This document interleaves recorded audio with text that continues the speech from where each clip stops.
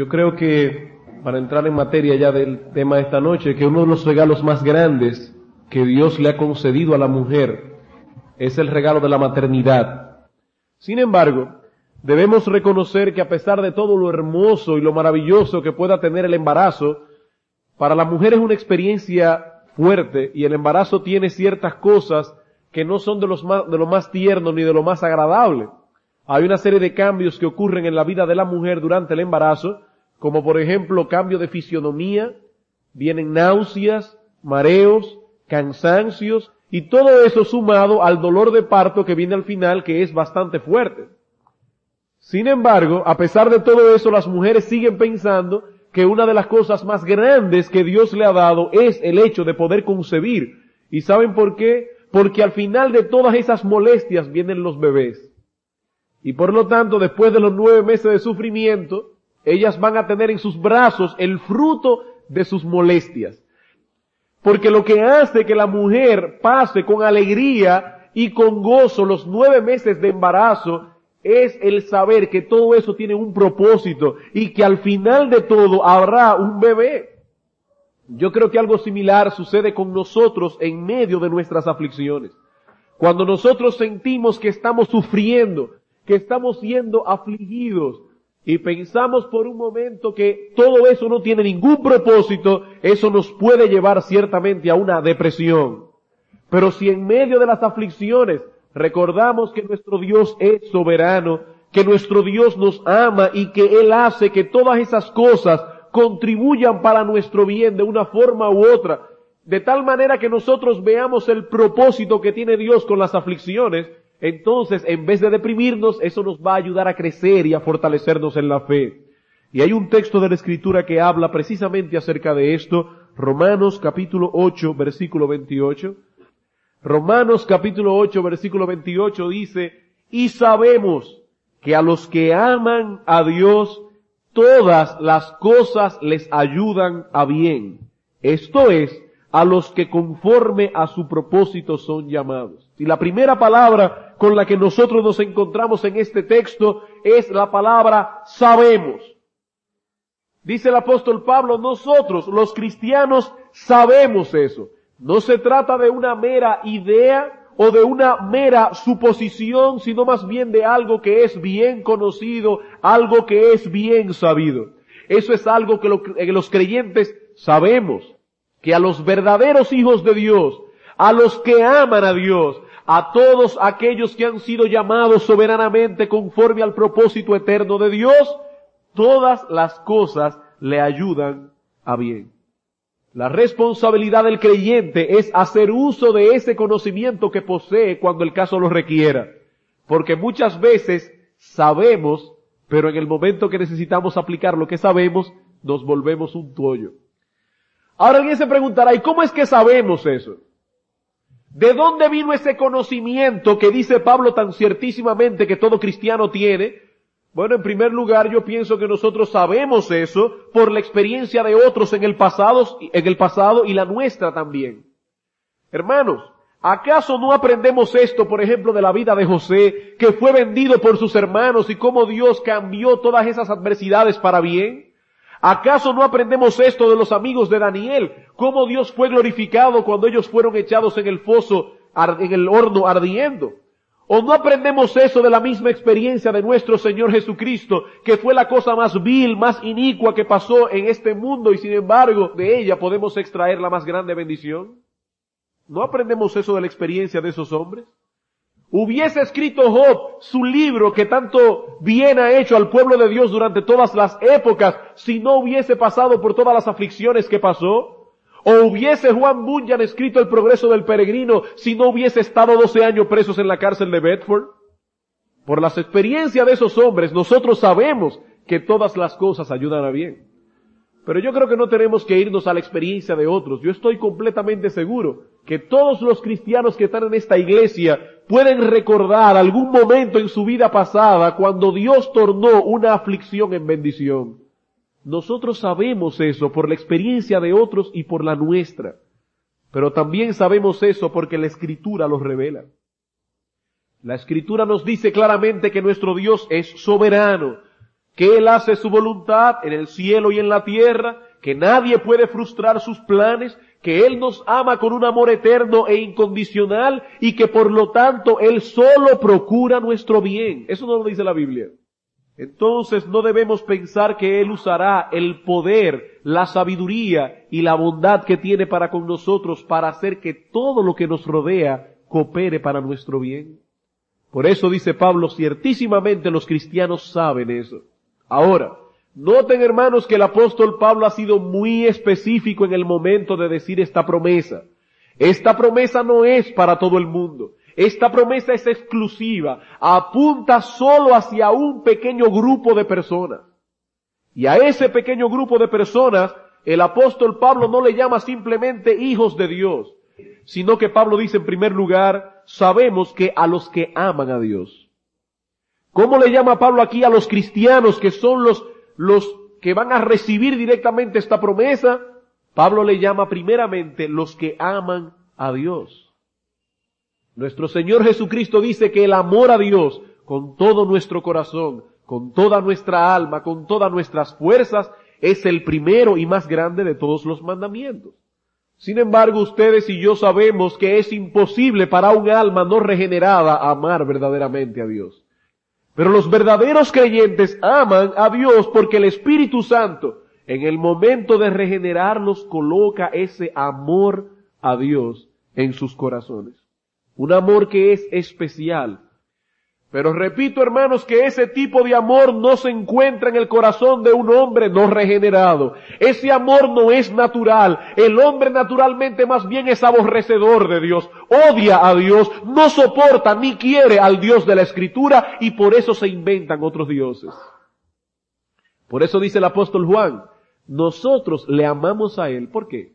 Porque Él nos amó primero. Por eso el apóstol Pablo, por si acaso ha quedado alguna duda de a quién él se está refiriendo en el texto de esta promesa, no solamente dice los que aman a Dios, sino que añade aquellos que conforme a su propósito son llamados. Segunda a Timoteo capítulo 1 versículo 9. Quien nos salvó y llamó con llamamiento santo. Por otra parte, el mismo texto nos dice que es un llamamiento de gracia. ¿Por qué me llamó a mí Dios y no llamó a otro a salvación? Porque es un llamamiento de gracia, dice Él, quien nos salvó y llamó con llamamiento santo, no conforme a nuestras obras, sino según el propósito suyo y la gracia que nos fue dada en Jesús antes de los tiempos de los siglos. Es un llamamiento de gracia y por otra parte, y damos gloria a Dios por ello, es un llamamiento irresistible. No se puede resistir, porque dice la Escritura, irrevocables son los dones y el llamamiento de Dios. Hermano, cuando Dios te llamó a salvación, tú no viniste al Evangelio porque eras mejor que los demás pecadores, sino porque el llamamiento con que Dios te llamó fue un llamamiento irresistible. Tú no podías resistirlo. Dios conquistó tu voluntad. Y ese llamamiento está claro en nuestro texto. Dice aquí, a los que conforme a su propósito son llamados. Vemos entonces en Romanos capítulo 8, versículo 28, que hay un llamamiento y que ese llamamiento es conforme a un propósito eterno de Dios. ¿Y cuál es ese propósito eterno que tiene Dios al llamarnos a salvación? Su propia gloria. Dios lo hace todo para la gloria de su nombre. Y a pesar de que hay pecado en el mundo, al final veremos que Dios ha movido todas las cosas para que glorifiquen su nombre. Pero resulta, hermanos, que cuando el nombre de Dios es glorificado, el pueblo de Dios es bendecido. Por eso, como Él nos llamó conforme a un propósito que no puede ser frustrado de ninguna manera, dice la Escritura, por eso todas las cosas, a esos que fueron llamados conforme a ese propósito, tienen que obrar para bien. Por eso, hermanos, esta promesa es inclusiva y exclusiva. Es exclusiva porque solo atañe a los hijos de Dios. Los inconversos no tienen parte ni suerte en este asunto. Aquí dice a los que aman a Dios, a los que conforme a su propósito son llamados. Es una promesa exclusiva, pero es una promesa inclusiva porque incluye a todos los hijos de Dios. Bien, ¿y cuál es la promesa? Que todas las cosas, las buenas y las malas, las agradables y las desagradables, las justas, las injustas, todas las cosas, dice Pablo, ayudan, y literalmente la palabra significa obran o trabajan juntas. Hermanos, ¿sabían ustedes que hay sustancias venenosas que al ser ligadas por un experto se convierten en una medicina potente? De la misma manera nuestro Dios tiene el poder para hacer que cosas que son inicuas, perversas, injustas, desagradables, hacer que todas esas cosas se conviertan en una tremenda medicina para el pueblo de Dios. Todas las cosas trabajan juntas para el bien de aquellos que han sido llamados por Dios. Porque nuestro Dios es sabio, es todopoderoso y nos ama con un amor eterno, y por lo tanto Él hace que todas las cosas cooperen, dice Pablo, para nuestro bien. O como dice el salmista, todas las sendas de Jehová son misericordia y verdad para los que guardan su pacto y sus testimonios. Todas las sendas de Jehová son misericordia y verdad. ¿Para quiénes? Para los que guardan su pacto. Para aquellos que pertenecen a ese grupo que se conoce en la Escritura como el pueblo de Dios, los elegidos. Esto no significa de ninguna manera que las cosas malas son buenas. Esto no significa de ninguna manera que el pecado es una bendición. No, eso no es lo que estamos diciendo. Las cosas malas son malas. El pecado sigue siendo perverso. Lo que estamos diciendo es que todas esas cosas se encuentran bajo el total y perfecto control de un Dios soberano que hace que todas esas cosas obren para nuestro bien. Pensemos por un momento en las adversidades. Es cierto que muchas de nuestras adversidades son causadas por Satanás. Pero hermano, estaba equivocado Job cuando en medio de sus aflicciones causadas por el diablo dijo, Jehová dio, Jehová quitó. ¿Quién fue el que le quitó a Job todas sus posesiones? ¿Quién fue que le quitó a Job todos sus hijos? ¿Quién fue que le quitó a Job su salud? ¿Acaso no dice el primer capítulo que fue el diablo? ¿Pero qué dice Job? Jehová dio y Jehová quitó, sea el nombre de Jehová bendito, Dios lo quitó. ¿Acaso no fue el mismo Job que le dijo a su mujer, recibiremos de Dios el bien y el mal no lo recibiremos? Job reaccionó así porque él sabía que Satanás no podía actuar fuera del propósito de Dios. Satanás no podía actuar fuera del permiso de Dios, y cuando Dios le da permiso al diablo a actuar es porque él sabe que la actuación de Satanás va a redundar en nuestro bien, aunque parezca ilógico.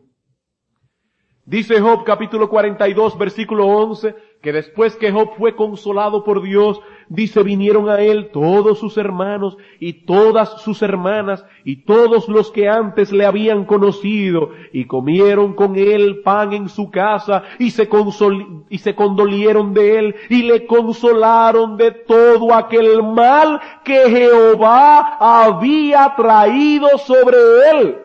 Aquí no dice de todo el mal que Satanás había traído sobre él. Aquí dice el mal que Jehová, Dios, el Dios que lo amaba infinitamente con un amor eterno e inmutable, ese mismo Dios permitió que el diablo afligiera a Job.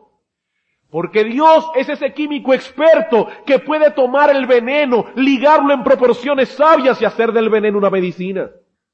Jehová dio, Jehová quitó, sea el nombre de Jehová bendito. Y dice la Escritura que en todo esto Job no atribuyó a Dios despropósito alguno.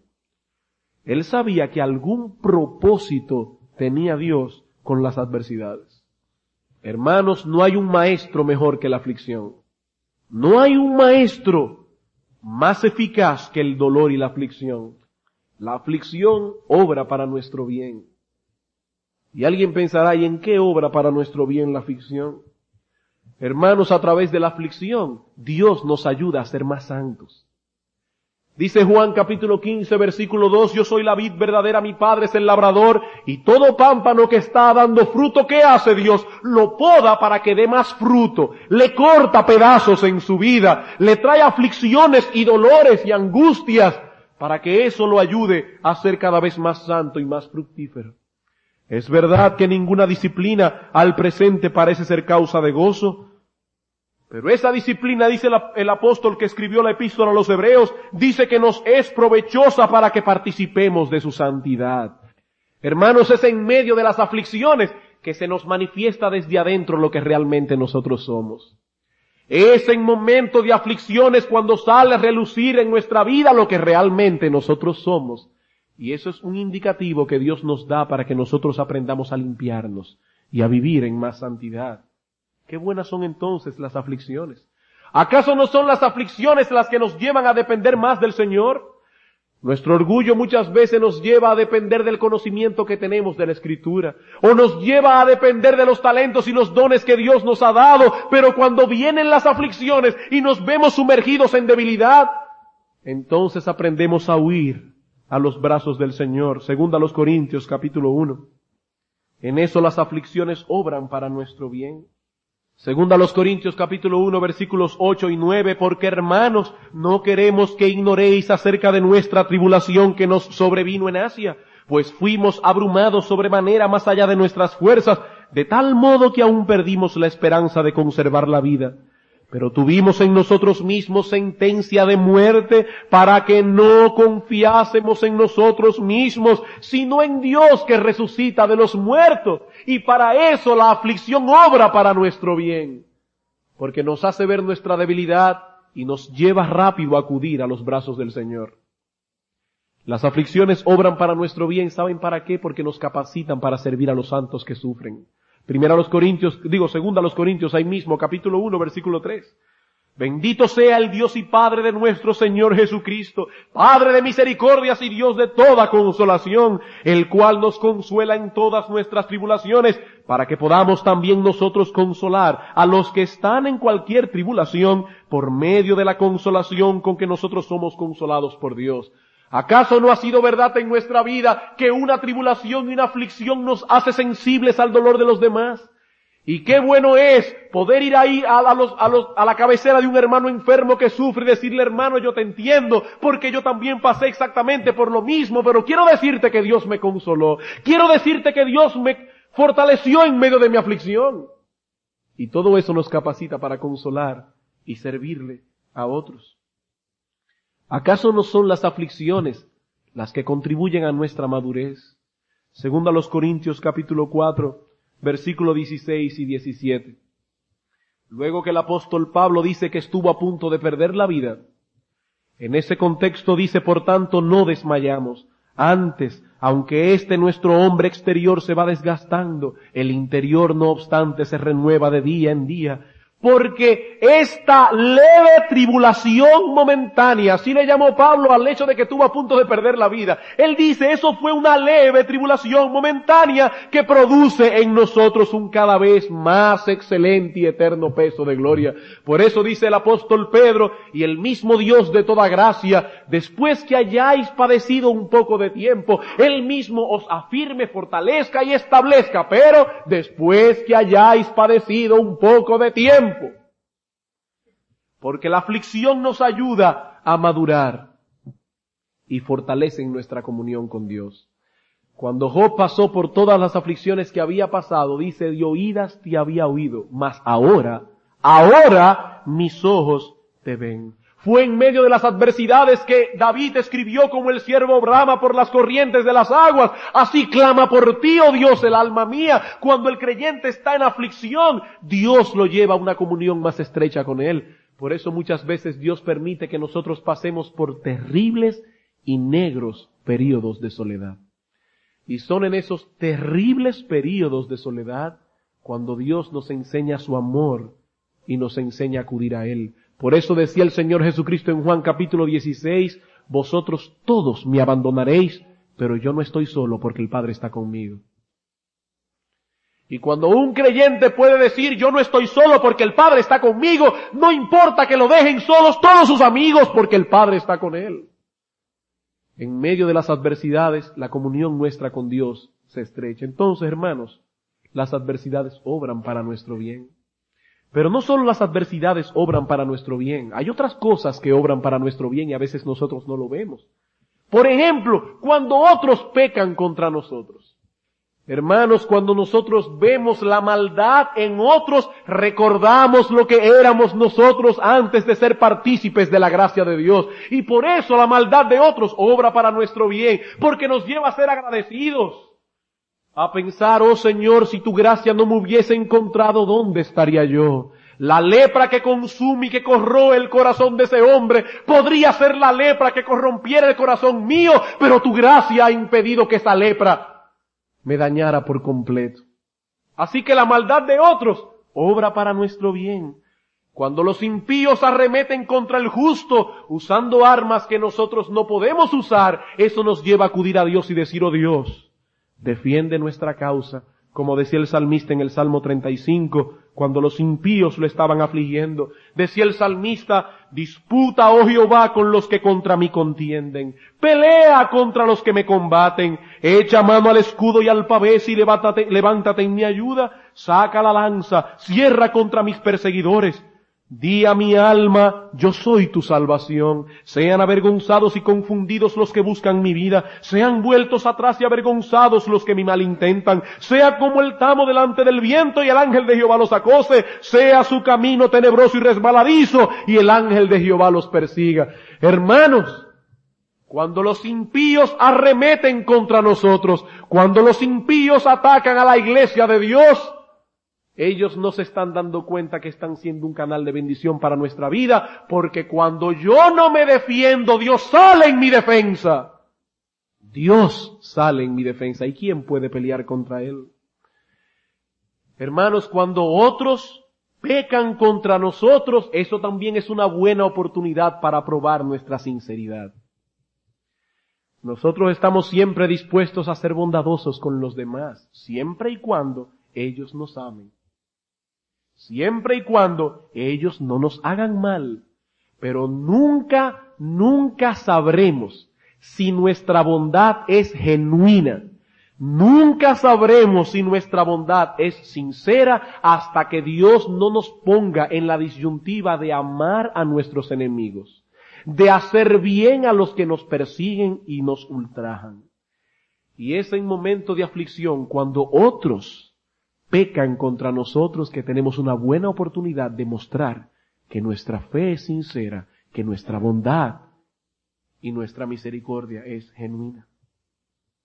El pecado de otros también produce una santa tristeza en el creyente, que contribuye a que el cristiano sea más santo, porque eso nos lleva a odiar aún más el pecado. Como decía David, ríos de aguas descendieron por mis ojos cuando yo vi que ellos no guardaban tu ley. Esa santa tristeza lleva al cristiano a ser cada vez más santo. Además, Dios muchas veces usa los ataques de los impíos contra el pueblo de Dios para glorificar su nombre. ¿Acaso no se glorificó Dios cuando los hermanos de José lo vendieron por envidia? Y Dios llevó a José a bien. ¿Acaso no dice el salmista en el Salmo 23, aderezas mesa delante de mí en presencia de mis angustiadores?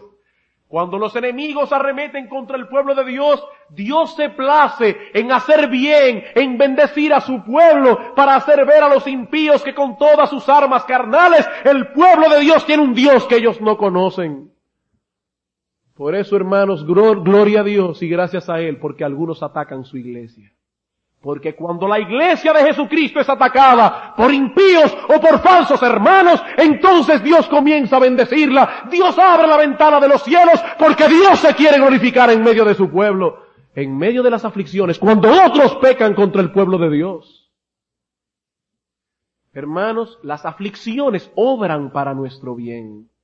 El pecado de otros obra para nuestro bien y hasta las tentaciones obran para nuestro bien.